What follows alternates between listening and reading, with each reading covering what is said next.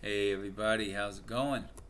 Better late than never. Saturday night, beautiful weather, and let's get into it.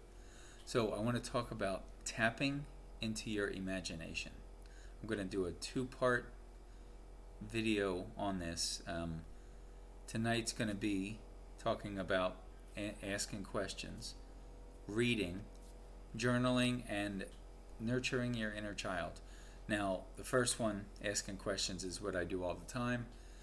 Even if you do understand something, you want to sometimes go to the next level, higher learning, higher level thinking.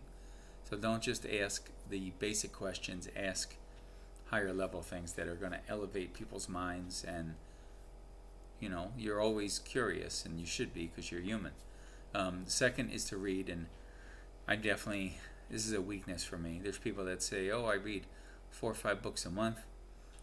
I don't spend enough time reading, depending on whatever the topic is. And when you do read, you should want to read about new things. If you're into the stock market and you want to read about cryptocurrency or the blockchain, I was looking at that for some reason earlier today, and I was like, maybe that's something I'm curious about. So it just really all depends on really what floats your boat. Third is to journal. I did this a long time ago. Journaling is very healthy. There was a lyric in a song years ago that says, it was an R&B singer. I can't remember the guy's name, but he cried through his pen. So every emotion that he had, every thought, every idea, every feeling, he would cry through his pen, and he had beautiful lyrics, beautiful poetry. So journaling definitely gets things out.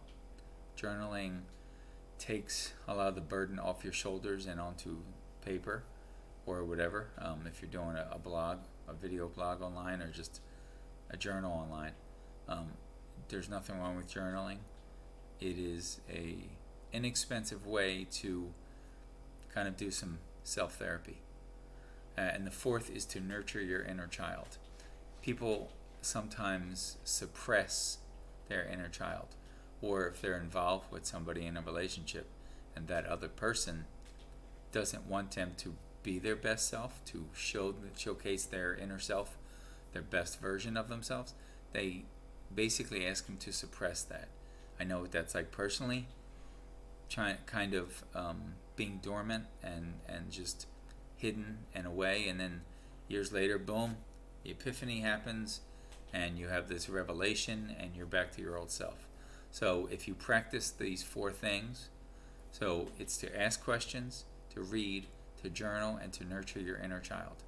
And next week I'll do 4 other points that have to do with tapping into your imagination. So if you liked what you heard, continue to follow and subscribe, and put a comment out there. Tell me what you like, what you didn't like, and if you want me to further go into a deeper subject, let me know. You guys have a good night. Bye-bye.